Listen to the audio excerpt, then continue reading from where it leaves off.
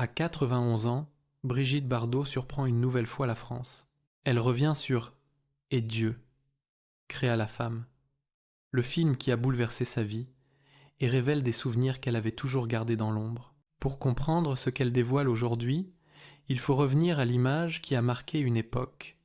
Bardot a 21 ans, libre, lumineuse, insaisissable, une jeune femme qui semblait avancer dans la vie comme on traverse l'été, avec une énergie sauvage, mais aussi une sensibilité que le monde ne percevait pas encore. Derrière cette apparence éclatante, pourtant, une vérité plus profonde se jouait sur le plateau.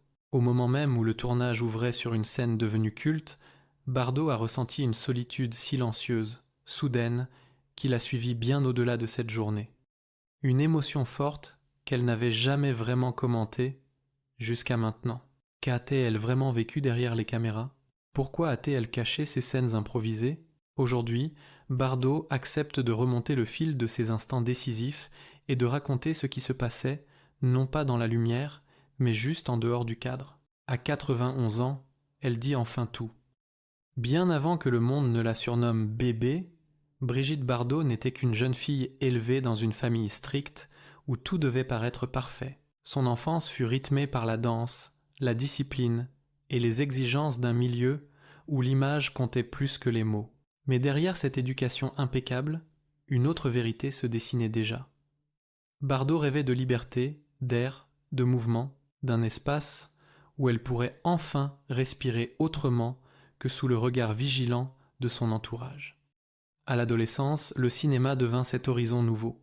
Elle débuta par de petits rôles, encore hésitantes, mais chacun d'eux révélait une lumière particulière. Il y avait dans son jeu une spontanéité que personne ne pouvait apprendre, un mélange rare de sensibilité et d'audace qui intriguait autant qu'il dérangeait certains.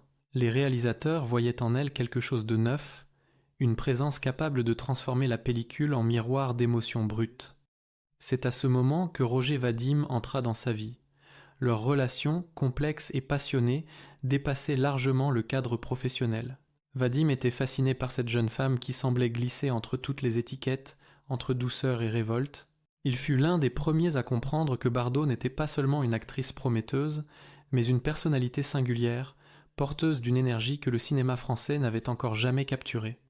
Et c'est cette conviction qui le poussa à imaginer une histoire presque écrite pour elle.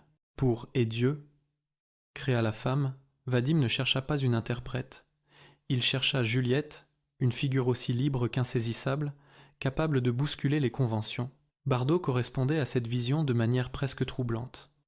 Pourtant, derrière cette liberté apparente, elle arrivait sur le tournage avec un cœur déjà fragile, tiraillé entre le besoin d'exister pleinement et la crainte d'être enfermée dans une image qui ne lui appartenait pas. La pression augmentait à mesure que le projet prenait forme. Les attentes, les regards, les discussions incessantes autour de son personnage rendaient Bardot de plus en plus vulnérable.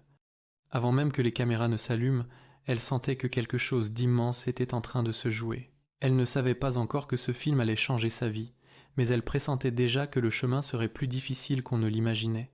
Le décor émotionnel était posé. Les secrets, eux, n'avaient pas encore été révélés. Parmi toutes les images que le public garde de « Et Dieu créa la femme », il en est une qui semble défier le temps. Brigitte Bardot, 21 ans, portée par une énergie presque sauvage, dansant au milieu d'un groupe médusé. Une scène devenue mythique, étudiée et citée pendant des décennies. Pourtant, ce moment si marquant n'existait dans aucun scénario.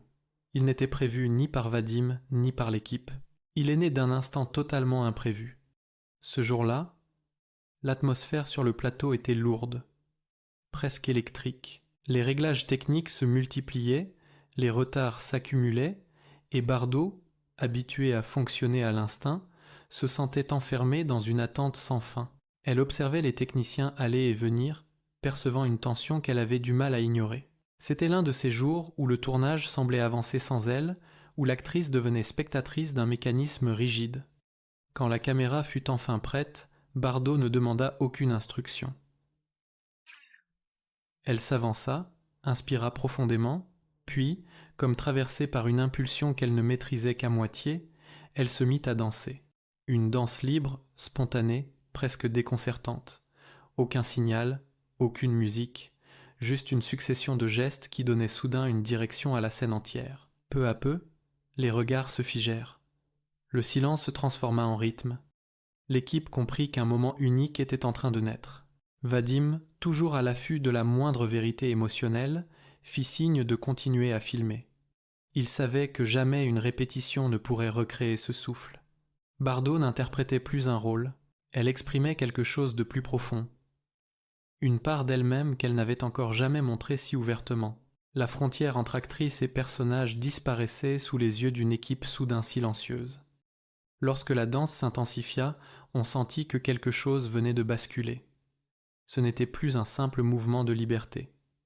C'était une tentative de reprendre sa place dans un tournage où tout semblait lui échapper. Bardot, sans le dire, cherchait un espace où respirer à sa manière. Cette spontanéité donna à la scène une force exceptionnelle, une vérité que personne n'avait anticipée.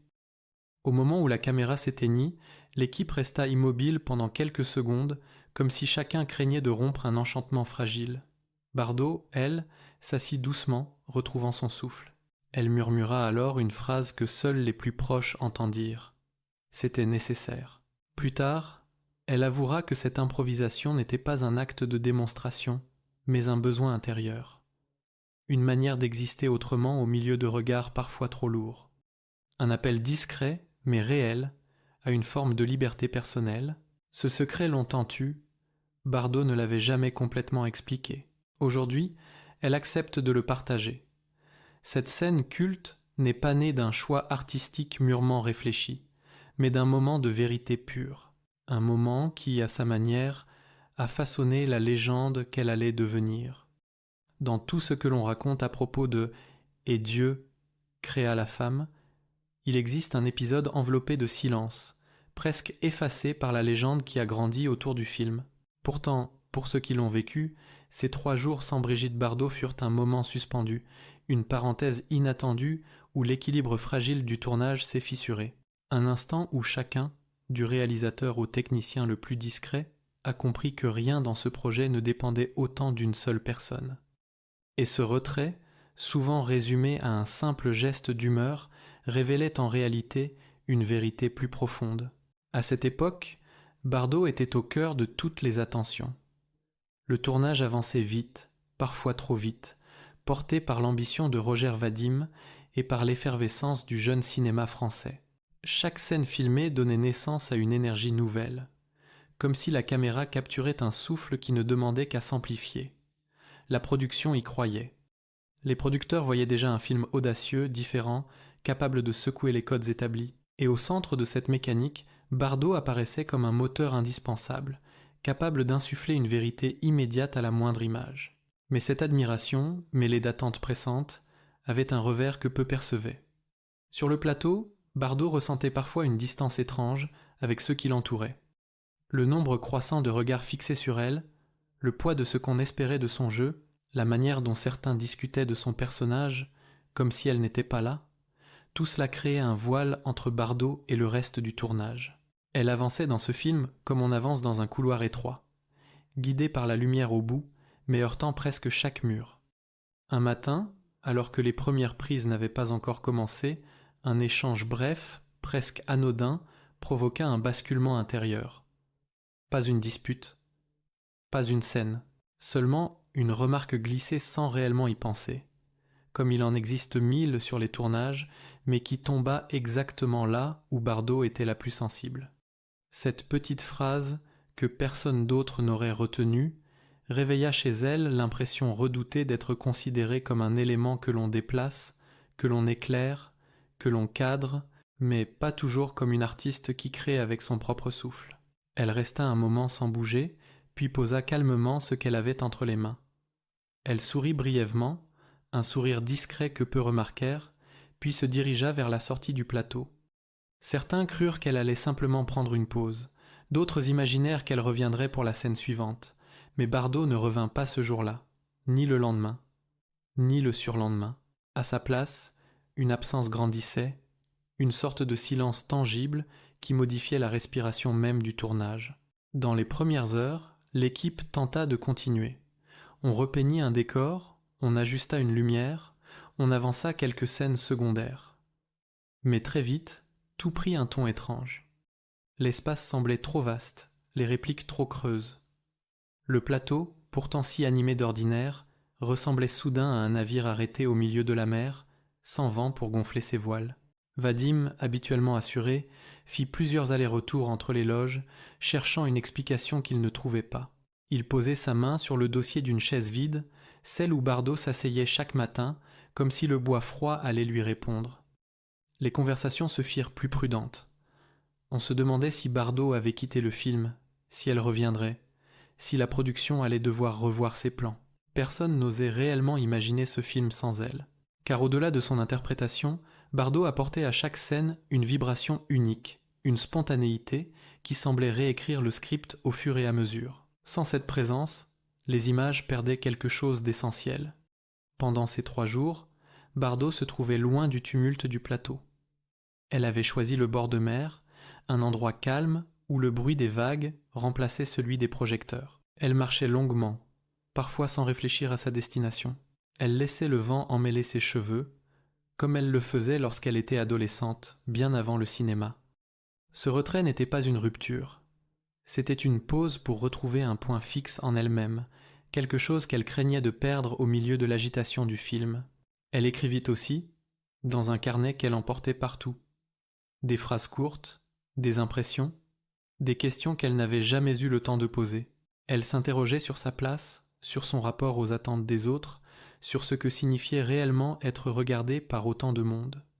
Elle pensait à Juliette, son personnage, qui vivait avec la même intensité cette lutte entre désir de liberté et pression extérieure. Bardot comprit alors que pour jouer Juliette sans se perdre, elle devait retrouver un fil intérieur suffisamment solide. Pendant ce temps, sur le plateau, les heures semblaient s'étirer. Vadim parlait moins fort. Les techniciens regardaient plus souvent la porte, comme s'ils espéraient voir Bardot apparaître à n'importe quel moment. Les producteurs s'inquiétaient, mais n'osaient pas brusquer les choses. Ils savaient que ce film reposait sur une alchimie rare et que toute précipitation risquait de la briser. Lorsque Bardot revint enfin, ce fut sans éclat. Elle arriva tôt, avant la plupart de l'équipe. Elle s'assit dans sa loge, prit quelques minutes pour respirer, puis se rendit au plateau comme si elle n'était jamais partie. Lorsqu'on la vit apparaître, une vague de soulagement discret circula dans l'air. Vadim s'approcha d'elle. Il ne demanda rien. Elle ne dit rien non plus. Un simple regard suffit. Le tournage put reprendre, mais différemment, car ces 3 jours avaient laissé une trace.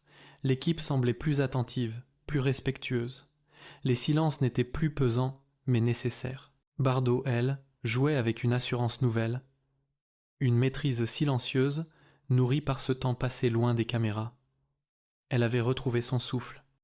Et c'est ce souffle qui allait porter la suite du film. À 91 ans, lorsqu'elle revient sur cet épisode, Bardot ne parle pas d'un geste d'excès. Elle parle d'un besoin. Celui de ne pas se laisser submerger par une lumière trop forte. Celui de rester fidèle à ce qu'elle ressentait vraiment. Ces 3 jours n'ont pas interrompu le tournage. Ils l'ont sauvé. Car ils ont permis à Bardot de revenir entière avec la force nécessaire pour donner à Juliette cette intensité que le monde allait découvrir.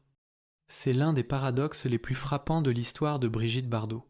Alors que l'ouverture de « Et Dieu créa la femme » deviendra l'une des scènes les plus commentées du cinéma français, elle restera pour elle un souvenir profondément intime, chargé d'une émotion qu'elle a longtemps préféré taire. Sous la lumière brillante des projecteurs, tout semblait parfaitement maîtrisé.